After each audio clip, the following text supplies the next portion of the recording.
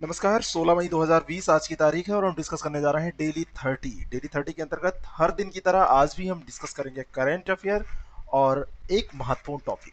आज का जो टॉपिक है वो थोड़ा सा डिफरेंट है। नॉर्मली आप लोग ऐसे टॉपिक पढ़ते नहीं है, लेकिन कभी कभी ऐसे प्रश्न आपसे पूछ लिए जाते हैं। बहुत तो नहीं पूछे जाते, लेकिन कभी कभी पूछ लिए जाते हैं। ये कॉन्सेप्ट के प्रश्न होते हैं, कॉन्सेप्ट पे आधारित प्रश्न होते हैं। अगर आपने मेंस की तैयारी अच्छे से की है तो मेंस की तैयारी करने के साथ आपने ऐसी चीजें पढ़ी होंगी, और ये जो कॉन्सेप्ट है ये पीटी में तो काम आपके आएगा ही, इसके अलावा मेंस एग्जाम में भी ये काम आएगा। अगर यहाँ पर आप ये सीख लेंगे तो इंटरव्यू में ऐसे प्रश्न बहुत पूछे जाते हैं, वहां पर भी ये बहुत काम आने वाला है आपको। चलिए शुरू करते हैं। और ये जो चैप्टर है, इस चैप्टर का नाम है महत्वपूर्ण शब्दावलियां। और महत्वपूर्ण शब्दावलियां किस विषय की? ये है राज व्यवस्था से संबंधित, यानी कि जो आप पढ़ते हैं पॉलिटिकल साइंस सब्जेक्ट, वैसे उसमें आप इसको पढ़ते हैं, या फिर आप जो जीएस में पढ़ते हैं राज व्यवस्था और संविधान, उसमें आप इसको पढ़ते हैं। जनरल सी बातें हैं। अक्सर आप न्यूज़पेपर में इनको सुनते हैं, अक्सर आप कोई आंसर लिखा देखते हैं उसमें ये मिल जाते हैं, इंटरव्यू के प्रश्नों में इनकी भरमार होती है, लेकिन आप पढ़ते नहीं है, छोड़ देते हैं इनको। यहाँ से तैयार कर लीजिए, जब प्रश्न पूछा जाएगा इसका उत्तर दे दीजिएगा।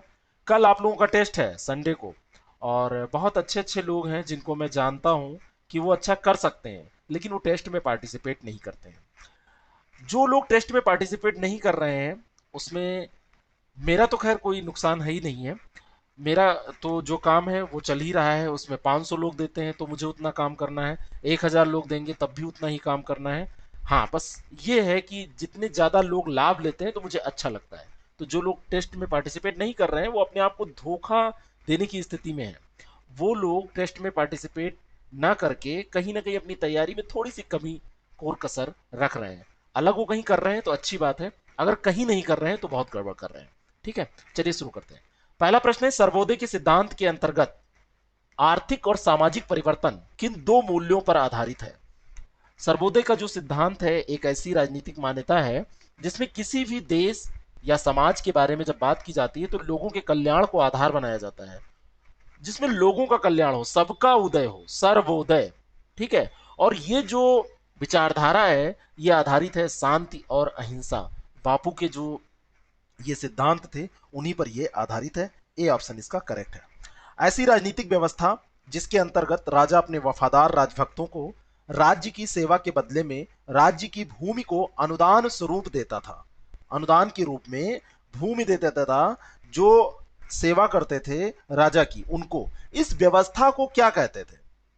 19वीं शताब्दी तक इंग्लैंड में ये चरमोत्कर्ष पे थी, और जब भारत में अंग्रेजी शासन था तो यहाँ पर भी देखने को मिलेगी। जो जैसा होता है वही चीजें तो लेकर जाएगा, तो अपनी व्यवस्था वो लोग यहाँ पर भी लेके आए थे। इस व्यवस्था को हम कहते हैं सामंतवाद। ठीक है, कौन सी व्यवस्था थी? सामंतवादी व्यवस्था। ये ऐसी व्यवस्था होती है, ये एक आधारभूत प्रणाली है जिसका एक बार अगर आपसे पूछा जाए कि इसका उदय कहाँ हुआ था, तो ये यूरोप में रोमन साम्राज्य की समाप्ति के पश्चात इसका उदय हुआ था, और इंग्लैंड में सामंतवाद ये अपने चरमोत्कर्ष पर था। और ऐसी व्यवस्था होती है जिसमें वफादारों को, राजभक्तों को सेवा के बदले में भूमि दे दी जाती है।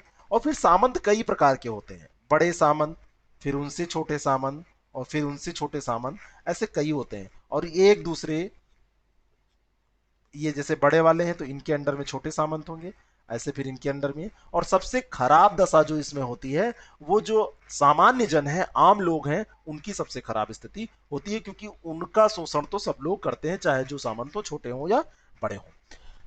काम रोको प्रस्ताव के बारे में कौन सा कथन सत्य है? काम रोको प्रस्ताव के बारे में आपने सुना होगा। पहला स्टेटमेंट है कि सार्वजनिक महत्व के विषय पर बहस करने के लिए सदन की कार्रवाई को बंद करने का यह प्रस्ताव है। और दूसरा स्टेटमेंट है कि इस प्रस्ताव का निर्णय अध्यक्ष मतदान द्वारा करता है। जब भी संसद या विधायिका में कोई भी ऐसा मुद्दा होता है जो सार्वजनिक महत्व का होता है और उस पर बहस करना जरूरी होता है, तो कोई सदस्य यहाँ पे कहता है कि कार्रवाई को बंद किया जाए और ये बात महत्वपूर्ण है, इस पर विचार किया जाए। तो सार्वजनिक महत्व के विषय पर बहस करने के लिए सदन की कार्रवाई को रोका जाता है। तो पहला बिल्कुल सही है। और इस प्रस्ताव का निर्णय अध्यक्ष मतदान के द्वारा कराता है, ये भी बिल्कुल सही है। तो इसका सी उत्तर हो जाएगा, एक और दो दोनों सही है। गन वोट डिप्लोमेसी से क्या तात्पर्य है? गन वोट डिप्लोमेसी क्या है? गन वोट डिप्लोमेसी जो है ये एक राजनैतिक कूटनीति है, जिसके अंतर्गत कोई भी देश अपने निहित स्वार्थ की पूर्ति के लिए दूसरे देश को अपनी शक्ति का डर दिखाता है, शक्ति से डराता है, भय दिखाता है। अमेरिका अक्सर यही जो पॉलिसी है ये यूज करता है, और वो दिखाता है कि देखो हम बहुत ताकतवर हैं, अगर हमसे भिड़ोगे या हमारा कहना नहीं मानोगे तो हम तुमको ठीक कर देंगे। तो ये एक राजनीतिक कूटनीति है जिसमें भय का प्रदर्शन किया जाता है। अक्सर जो एक दादा है इधर नॉर्थ कोरिया भी यही करता है, कहीं ना कहीं वो ऐसी ही चीज़ें दिखाता है कि हम देखो दाग सकते हैं, सबको मार सकते हैं। लेकिन अमेरिका के लिए बिल्कुल सटीक है। रिकॉल सिस्टम से क्या तात्पर्य है? आपको ये सारे प्रश्न नए लग रहे होंगे कि ऐसे तो कभी पूछे नहीं गए। मैं आपको बता रहा हूं, जब ये पूछ लिया जाएगा तो पढ़ने पढ़ाने का कोई मतलब नहीं रह जाएगा, इसलिए पहले ही हम लोग पढ़ लें। अगर 20 मिनट में आप इसको तैयार कर लेंगे तो कोई आपका नुकसान नहीं होगा। रिकॉल सिस्टम जो होता है उसके बारे में मैं आपको बता दूं कि ऐसी राजनीतिक प्रक्रिया होती है जिसमें निर्वाचित जो प्रतिनिधि है उसको मान लीजिए कि वो 5 साल, 6 साल, 3 साल, 2 साल, जिसके लिए भी निर्वाचित हुआ है, उस समय से पहले ही वापस बुला लेने का अधिकार जनता के पास हो कि ठीक है, तुम 6 साल के लिए चुने गए थे, मैंने तुमको 6 साल के लिए चुना था, 5 साल के चुना था, किसी भी समय के लिए चुना था, लेकिन अब हमको लग रहा है कि तुम वो काम कर नहीं पा रहे हो, वापस आ जाओ भाई। ऐसा ये सिस्टम होता है। तो ये क्या है? निर्वाचित प्रतिनिधियों को निर्धारित समय से पूर्व ही मतदाताओं द्वारा जो बुलाने का अधिकार होता है, यही होता है। ए ऑप्शन इसका करेक्ट हो जाएगा। लेकिन ये ध्यान रखिएगा, निर्वाचित प्रतिनिधियों पे लागू होता है, ऐसा नहीं कि कोई पीसीएस है, आईएएस है, उसको बुला लेगी जनता, ऐसा नहीं। शीत युद्ध होता है। शीत युद्ध क्या होता है? अक्सर आप सुनते रहते हैं कि यूएसए और रसा के बीच में बहुत दिन तक शीत युद्ध की स्थिति रही। शीत युद्ध में क्या होता है? कुछ सेनाएं आपस में लगा दी जाती हैं, लड़ा करती हैं। क्या प्रत्यक्ष तनाव होता है या नहीं? प्रत्यक्ष तनाव इसमें नहीं होता है। इसमें क्या होता है? अप्रत्यक्ष तनाव की स्थिति होती है। समाचार पत्र, रेडियो, बहुत सारे जो अन्य समाचार के माध्यम हैं, या आजकल तो सोशल मीडिया, इन सारी चीजों के माध्यम से तनाव की स्थिति बनी रहती है। रूस और अमेरिका के बीच में बहुत समय तक ऐसी स्थिति रही। ए ऑप्शन इसका करेक्ट है। साम्राज्यवाद का अर्थ है क्या? भ्रष्टाचार करने की नीति, जबरन कब्जे की नीति? नहीं। हमारे यहाँ जब अंग्रेज आए थे तो वो भी कहीं ना कहीं साम्राज्यवादी नीति से ही प्रेरित थे। अपने देश, अपने राज्य क्षेत्र के विस्तार को करना चाहते थे। तो जब कोई राज्य क्षेत्र के विस्तार की नीति अपनाता है, कोई भी सरकार होती है, कोई भी देश होता है, तो उसको साम्राज्यवाद बोलते हैं। सी ऑप्शन इसका करेक्ट हो जाएगा। अगला प्रश्न है, जब किसी सरकारी कार्यालय द्वारा किसी कार्य के कार्यान्वयन में बिना वजह बाधा पहुंचाई जाती है जिससे उस कार्य का मूल उद्देश्य समाप्त हो जाता है, तो इसे क्या कहा जाता है? मान लीजिए कि कोई काम अगर हो जाए हफ्ते भर में, मान लीजिए कि कोई कहीं पे बाढ़ आ गई है और वहां पर अभी रिलीफ कार्यक्रम चलाना है, रिलीफ प्रोग्राम चलाना है कि जिससे कि जो लोग उससे प्रभावित हैं, जो पीड़ित हैं, उनको लाभ मिल पाए, लेकिन कुछ पेंडिंग कर दिया जाए और 2 महीने बाद वो वहां पर लाभ पहुंचे, तो उसका कोई मतलब नहीं हो गया, कोई मतलब नहीं रह गया, मूल उद्देश्य ही उसका समाप्त हो गया। ऐसा जो कार्य होता है उसको कहते हैं लाल फीताशाही। लाल फीताशाही कहीं ना कहीं ये भ्रष्टाचार के कारण होता है, कदाचार के कारण होता है, लेकिन इस चीज को कहते हैं लाल फीताशाही। देखिए, जब ऑप्शन आप देखिए तो उसमें देखिए सबसे सटीक क्या है। आप कहेंगे ये भ्रष्टाचार है, ये कदाचार है, ये सब हो सकता है उसका कारण या उसका उदाहरण, लेकिन जो सटीक उत्तर है वही आपका उत्तर सही होता है, जो बेस्ट ऑप्शन होता है। ठीक है, अगला प्रश्न, मार्क्सवाद के संबंध में कौन सा कथन सही नहीं है? मार्क्सवाद, मार्क्सवाद का सिद्धांत अमेरिकी विचारक कार्ल मार्क्स के द्वारा अविकल्पित किया गया था। कार्ल मार्क्स ने मार्क्सवाद का सिद्धांत दिया था, ये तो बात बिल्कुल सही है, लेकिन क्या ये अमेरिकी विचारक थे? कार्ल मार्क्स अमेरिकी विचारक नहीं थे, कार्ल मार्क्स जर्मन विचारक थे। तो पहला ही स्टेटमेंट ये गलत है। ए ऑप्शन इसका करेक्ट हो जाएगा। कार्ल मार्क्स ने कहा था मार्क्सवाद में कि सभी राजनीतिक एवं सांस्कृतिक गतिविधियां अर्थतंत्र द्वारा संचालित होती हैं। अर्थतंत्र यानी कि इन्होंने कहा कि पैसा ही सब कुछ है। निजी संपत्ति सभी प्रकार के शोषणों के लिए जिम्मेदार है। ये निजी संपत्ति के घोर विरोधी थे और पूंजीवादी समाज को केवल क्रांति से ही समाप्त किया जा सकता है। ये कहते थे कि इकट्ठा नहीं होना चाहिए धन, निजी संपत्ति को बढ़ावा नहीं देना चाहिए। जो भी प्रॉपर्टी है प्रकृति ने उसको अगर बनाया है, प्रकृति ने दिया है, तो वो सबका ही है, सबका अधिकार है और सब में वो बंटनी चाहिए। ठीक है, इस तरीके की ये बातें करते थे। ये पूरा सिद्धांत ही है, सिद्धांत की लाइनें ही लिखी हुई हैं। राज्य विहीन और वर्ग विहीन समाज की स्थापना पर कार्ल मार्क्स ने जोर दिया था। ना राज्य होना चाहिए, ना कोई वर्ग होना चाहिए, है ना। जैसे बुर्जुआ वर्ग, यानी कि जो छोटे बड़े का अंतर है, ये सब नहीं होना चाहिए। पूंजीपति भी नहीं होने चाहिए। फेबियनवाद के संदर्भ में निम्नलिखित में से कौन सा कथन सत्य है? इसके अनुसार, यानी जो फेबियनवाद है, इसके अनुसार प्राकृतिक संसाधनों के लाभों को प्राप्त करने का अधिकार समान और सबके लिए है। पहली बात ये कही गई। फेबियनवाद जो है ये एक प्रकार का विकासात्मक समाजवादी दर्शन है। 1884 ईस्वी में ये उदित हुआ, जब फेबियन सोसाइटी का निर्माण कुछ बुद्धिजीवियों के द्वारा किया गया। इस सोसाइटी का नामकरण Roman general Fabius Maximus, Fabius, मैं यहां पर लिखे दे रहा हूं, फैबियस मैक्सी फैबियस मैक्सिमस, उन्हीं के नाम पर किया गया था। और इसमें वही तरीके अपनाए गए जो रोमन जनरल के द्वारा करथेज के जनरल हन्निबल के विरुद्ध अपनाए गए थे। फेबियनवाद के अनुसार प्राकृतिक संसाधनों के लाभों को प्राप्त करने का अधिकार समान रूप से सबका है। तो पहला स्टेटमेंट यहां पर सही है। इसके अनुसार धन का वितरण समान हो जिससे आय की असमानता को दूर किया जा सके, ये भी बात इसमें कही गई। यानी कि किसी तरीके से आय की असमानता नहीं होनी चाहिए। कोई ऐसा भी काम कर रहा है, उसकी आय बराबर होनी चाहिए। ठीक है, कई बार नॉर्डिक कंट्रीज में आप देखेंगे तो वहां पर ऐसा पाया भी जाता है। जहां पर आप देखते हैं ना, नॉर्वे, स्वीडन, यहाँ का जो कोई भी ह्यूमैनिटी से रिलेटेड इंडेक्स आता है तो इनका टॉप 5 में ही नाम रहता है। वहां पर स्थिति यह है कि अगर मान लीजिए वहां की एडमिनिस्ट्रेशन सर्विसेज में आप आईएएस भी बन जाते हैं और वहां पे कोई 4th क्लास कर्मचारी भी है, तो इन दोनों में जो सैलरी का डिफरेंस है वो बहुत ज्यादा नहीं होता है। ठीक है, वहां का जो पीएम भी होगा वो भी आपको टैक्सी गाड़ी से और पब्लिक जो व्हीकल है उनसे चलता हुआ मिल जाएगा। मेट्रो ट्रेन में राष्ट्रपति खड़े आपको मिल जाएंगे। इस तरीके से वहां पे सब कुछ समानता का सिद्धांत लागू होता है। इसी तरीके की ये विचारधारा है। तो सी ऑप्शन यहां पर करेक्ट हो जाएगा कि दोनों के दोनों स्टेटमेंट सही है। अगला प्रश्न, पूंजीवाद के अंतर्गत, पूंजीवाद क्या होता है?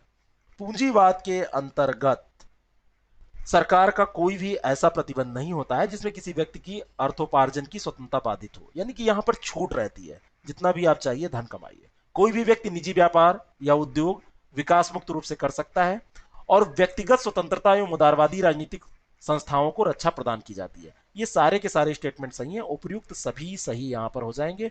डी ऑप्शन इसका करेक्ट है।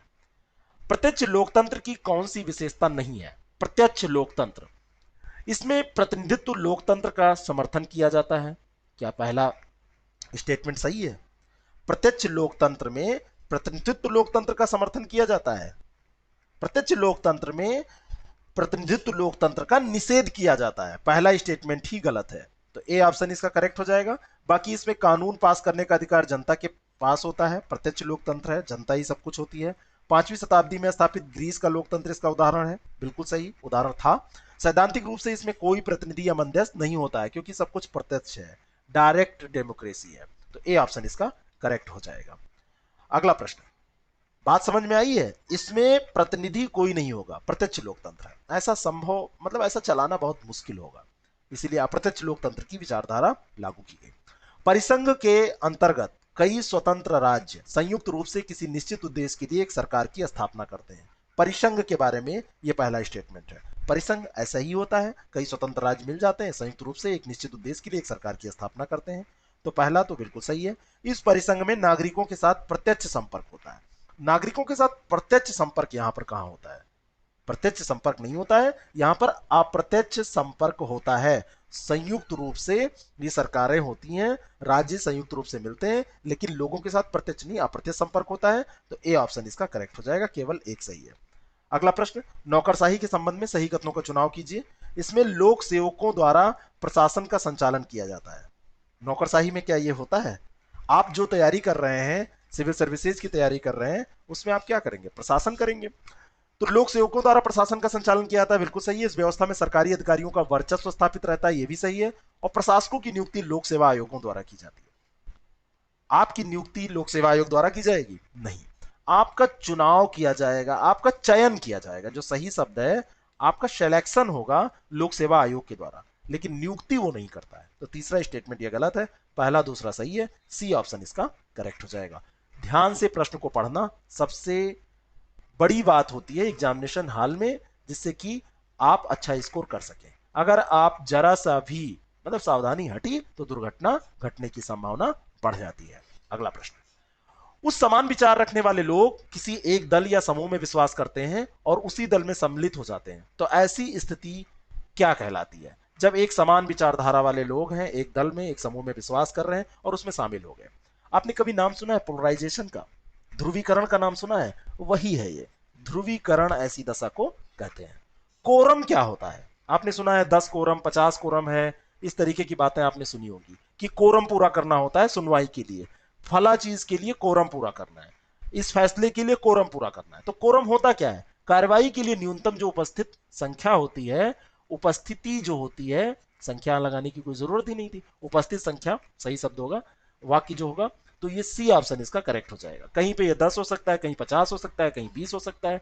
जैसे कई बार आयोग का रिजल्ट आने वाला होता है तो फेसबुक पे भाई लोग बहुत सुबह चर्चा करते हैं, आज आने वाला है, फिर 4 बजे बताते हैं आज कोरम नहीं पूरा था, वो इसीलिए रिजल्ट नहीं आ पाया, साइन नहीं हो पाया। जो भी है, मैं उदाहरण दे रहा था। निम्नलिखित में से कौन सा सही सुमेलित नहीं है? उपनिवेशवाद पराधीन बनाने का सिद्धांत, क्या ये सही है? पहला देखिए, ध्यान से पढ़िए, उपनिवेशवाद क्या पराधीन बनाने का सिद्धांत है? बिल्कुल सही है, पराधीन बनाने का सिद्धांत ही उपनिवेशवाद है। उपशमन, दो राज्यों के बीच बिगड़े हुए संबंधों में सुधार की प्रक्रिया, उपशमन, बिल्कुल सही है।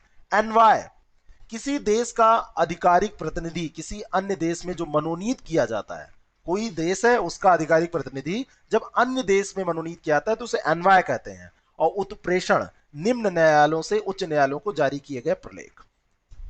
क्या चौथा सही है? डी ऑप्शन क्या सही है? यहां पर देखिए, बाकी बातें सही हैं, लेकिन निम्न से उच्च को नहीं। निम्न से उच्च को कैसे होगा प्रलेख जारी? उच्च से निम्न, तो ये उल्टा लिखा हुआ है, यही गलत हो जाएगा, यही सही उत्तर हो जाएगा। अगला प्रश्न, अविश्वास प्रस्ताव प्रस्तुत किया जाता है किसके द्वारा? सत्ताधारी दल के खफा मंत्रियों द्वारा? नहीं। किसी भी दल के सदस्यों द्वारा? नहीं। विपक्षी दल के द्वारा अविश्वास प्रस्ताव क्या किया जाता है? अविश्वास प्रस्ताव संसद में रखा जाता है जिसमें सरकार के प्रति अविश्वास व्यक्त किया जाता है। और अविश्वास प्रस्ताव अगर पेश किया गया, 50 सदस्य अगर यहाँ पर हो हमारे यहाँ, तो अध्यक्ष प्रस्ताव प्रस्तुत करने की अनुमति दे देता है। इसके बाद प्रस्ताव पर बहस होती है और अंत में मतदान होता है। अगर प्रस्ताव को मतदान के आधार पर स्वीकृति मिल जाएगी तो सरकार को त्यागपत्र देना पड़ेगा, इसमें कोई दो राय नहीं है, ध्यान रखिएगा, बहुत छोटी बात नहीं है ये। अधिनायक तंत्र की विशेषता क्या होती है? नागरिकों के अधिकार सीमित हो जाते हैं अधिनायक तंत्र में, क्या ये बात सही है? बिल्कुल सही बात है। अधिनायक तंत्र जो होता है निरंकुश शासन होता है ना, जिसे जनता का समर्थन प्राप्त नहीं होता है, तो इसमें नागरिकों के जो अधिकार हैं वो सीमित हो जाते हैं। सत्ता की सारी शक्ति व्यक्ति विशेष के द्वारा संचालित होती है, ये भी सही है। और इससे जनता का समर्थन प्राप्त होता है, ये गलत है, जनता का समर्थन इसे प्राप्त नहीं होता है। पहला और दूसरा इसमें सही है। जितने भी निरंकुश शासक हैं सब इसके उदाहरण हैं, अधिनायक तंत्र के उदाहरण हैं। और अंतिम प्रश्न है आज के टॉपिक का, फिर हम करंट अफेयर देखने जा रहे हैं। निम्नलिखित कथनों पर विचार कीजिए। संसद में सत्र के समय शीघ्र कार्रवाई आवश्यक हो तो राज्याध्यक्ष द्वारा जारी किया गया आदेश अध्यादेश कहलाता है, क्या ये बात सही है? जब संसद का सत्रावसान हो जाता है तब होता है, संसद के सत्र के समय नहीं, जब सत्रावसान होता है उस समय अध्यादेश जारी किया जाता है। तो पहला स्टेटमेंट गलत हो गया। इतनी छोटी सी बात है, ध्यान रखना है आपको। यह किसी निश्चित समय के लिए जारी किया जाता है, यह बात बिल्कुल सही है, जो अध्यादेश होगा वो निश्चित समय के लिए होगा, बी ऑप्शन इसका करेक्ट है। अब चलिए फटाफट देख लेते हैं आज के महत्वपूर्ण करंट अफेयर को। निम्नलिखित कथनों पर विचार कीजिए। पहला स्टेटमेंट है, हाल ही में आईएमएफ ने भारत को कोविड-19 का मुकाबला करने के लिए $1 बिलियन पैकेज की घोषणा की। आईएमएफ पैकेज ऐसे नहीं देता, वर्ल्ड बैंक ने यह दिया है। पहला स्टेटमेंट गलत है। विश्व बैंक का आदर्श वाक्य है निर्धनता मुक्त विश्व के लिए कार्य करना। देखिए यहां पर कहीं ना कहीं इशारा कर दिया गया है कि ये आईएमएफ नहीं विश्व बैंक ने किया है। ऐसे पेपर जो आपका पूछा जाता है यूपीएससी का पेपर या यूपीपीएससी का पेपर, कोई भी पेपर, उसमें भी ऐसे हेल्प आपको की जाती है कि आप उत्तर निकाल सकें अगर थोड़ा सा भी पढ़ के आप गए हैं। तो बी ऑप्शन इसका करेक्ट हो जाएगा, केवल दो सही है। इवेंट वोट क्या है? इवेंट वोट, इवेंट वोट अभी क्या हुआ है हाल में, एक मालवेयर है जो चर्चा में रहा है। अभी हाल में एक मालवेयर है जो चर्चा में रहा है। भारत की कंप्यूटर रिस्पांस टीम है सर्ट, इसने इवेंट वोल्ट नामक मालवेयर के खिलाफ अभी चेतावनी जारी की है। तो मालवेयर है, एंड्रॉयड फोन उपयोगकर्ताओं से व्यक्तिगत वित्तीय जानकारी ये चुराता है। इसकी चर्चा मैं कई बार अपने जो मेरे संपर्क में लोग हैं उनको मैं बता चुका हूं कि अकाउंट से सीधे आपके पैसे ये काटने में सक्षम है। कई बार आपके व्हाट्सएप ग्रुप में ऐसे मैसेज आते हैं, कई बार आपके चाहने वाले लोग भी ना जानते हुए या ऐसी चीजों को फॉरवर्ड कर देते हैं, है ना। कोई यूट्यूब लिंक आप पे आ सकता है जिसको आप नहीं जानते हैं, वो यूट्यूब लिंक आएगा, या कई बार आप जो रेगुलर यूज कर रहे हैं चीजों को वहां से भी यूट्यूब लिंक आएगा या अन्य कोई भी लिंक आएगा, और उसको आप क्लिक करेंगे, ऊपर से लगेगा कि वो यूट्यूब लिंक है, तो ऊपर से क्लिक करेंगे, अंदर जाएंगे तो वो पूरी जानकारी चुरा कर और आपके फोन पे अटैक करेगा और उसमें वित्तीय जानकारी चुरा लेगा। तो ये क्या है? एक मालवेयर है, ध्यान रखिएगा, सी ऑप्शन इसका करेक्ट है। निम्नलिखित कथनों पर विचार कीजिए। वर्तमान में भारत के राष्ट्रपति का वेतन प्रतिमाह 3.5 लाख, 3.5 लाख रुपए है। क्या ये बात सही है? अभी राष्ट्रपति महोदय का वेतन बढ़ाकर 5 लाख रुपया कर दिया गया। अभी हमारे राष्ट्रपति महोदय ने कोविड-19 के तहत निर्णय लिया है कि वो 30% वेतन दे दिया करेंगे। साल भर वो 30% वेतन वो देंगे, भारत सरकार की सहायता के लिए दान करेंगे, अपने वेतन का 30%। अब उस नहीं, ये मुझे नहीं पता है कि साल भर करेंगे या कब तक करेंगे। दान करने का निर्णय लिया है, कब तक करेंगे ये हो सकता है एक साल भर भी हो सकता है एक ही महीने का वो कर रहे हो, कुल मिला के उन्होंने निर्णय लिया है। यहाँ पे प्रश्न भी वो नहीं है, तो ये 5 लाख है। पहला यहाँ पर स्टेटमेंट गलत हो गया। हमारे भारतीय संविधान में जो अनुच्छेद 59 है, 59 जो अनुच्छेद है 59 नंबर का, उसमें भारत के राष्ट्रपति के वेतन और भत्ते के बारे में कहा गया है कि कार्यकाल के दौरान उसको कम नहीं किया जा सकता। तो ये बात बिल्कुल सही है, गलत लग गया, ये बात बिल्कुल सही है। तो दूसरा ऑप्शन इसमें करेक्ट है, बी इसका सही उत्तर हो जाएगा। अगला प्रश्न, भारतीय तटरक्षक बल ने पहला तटरक्षक अप तटीय गश्ती पोत कमीशन किया है, इसका नाम क्या है? 5 होने हैं, 5 में से एक ये हो चुका है और इसका नाम है ICGS सचेत। 15 मई को जो हमारा गोवा का तट है, गोवा में तटरक्षक अपतटीय गश्ती पोत ICGS सचेत, ये ऑप्शन पे जो दिया हुआ है, इसको अभी कमीशन किया गया है। कमीशन करने का मतलब इसको दे दिया गया है जो हमारी जो सॉरी जल सेना है, नेवी है, उसको दे दिया जाएगा। और इस समारोह की अध्यक्षता रक्षा मंत्री राजनाथ सिंह ने की। जो आईसीजीएस सचेत है, ये तटरक्षक अपतटीय गश्ती वाहन परियोजना के तहत 5 में से पहला है, ये जो अभी किया गया है कमीशन। और ये परियोजना सॉरी पहले 6 जहाज वाली CGOPV परियोजना का जो प्रारंभ किया गया था उसी की अनुवर्ती परियोजना है। इतना डिटेल में आपको जानने की जरूरत नहीं है। डायमर भाषा बांध का संबंध कौन से दो राष्ट्रों से है? डायमर भाषा जो बांध है ये इंपॉर्टेंट हो सकता है क्योंकि पाकिस्तान और चीन सरकार ने डायमर भाषा डैम को अभी मंजूरी दी है, इस परियोजना पर हस्ताक्षर किए हैं। और इस अनुबंध में मुख्य बांध 21 मेगावाट जल विद्युत परियोजना का निर्माण करने का भी मुख्य बांध बनाना है और उस पर 21 मेगावाट की जल विद्युत परियोजना का निर्माण करने का भी प्लान किया गया है। तो इसका संबंध पाकिस्तान और चीन से है, बी ऑप्शन इसका करेक्ट हो जाएगा।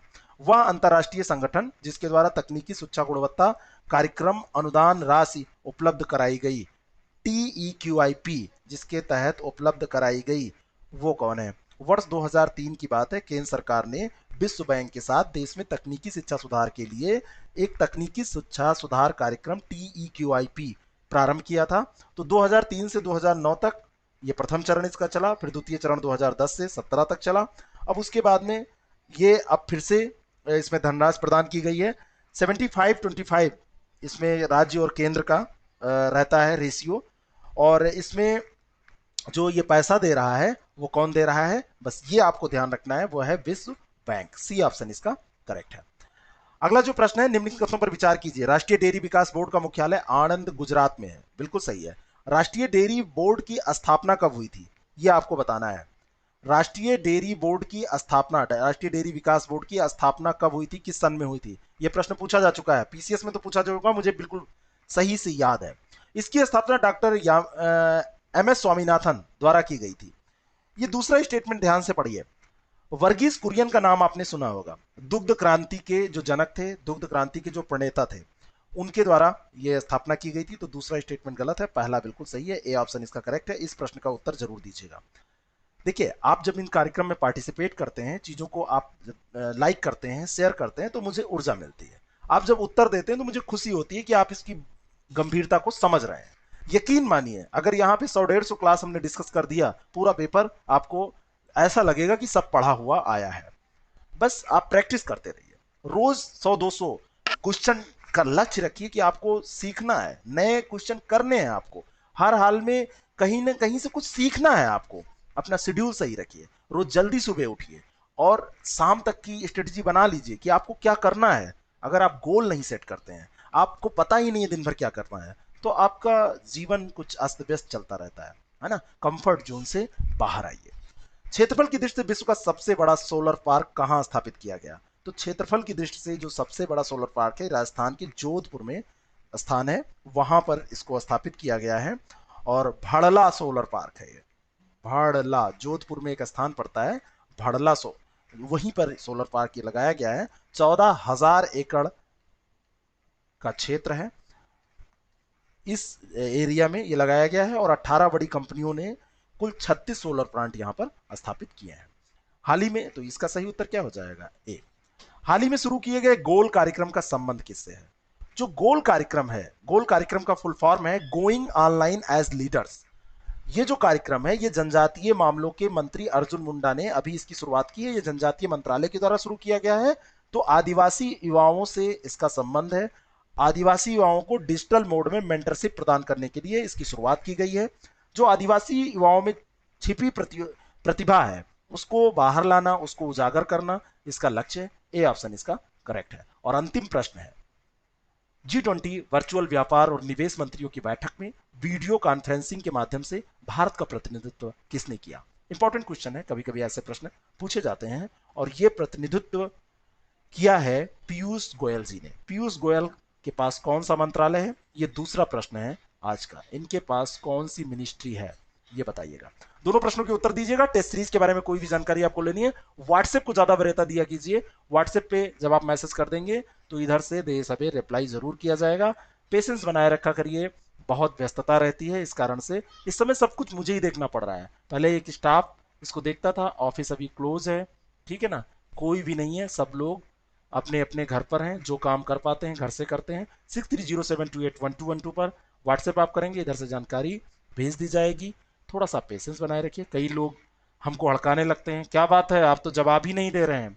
ठीक है, आप हड़का लीजिए, कोई बात नहीं है, लेकिन जवाब इसलिए नहीं देता हूं क्योंकि कई बार मैं दिन दिन भर फोन नहीं उठा पाता हूं। थोड़ा सा पेशेंस रखिए, आपको अधिकारी बन के बहुत बड़े बड़े काम करने हैं। Thank you very much.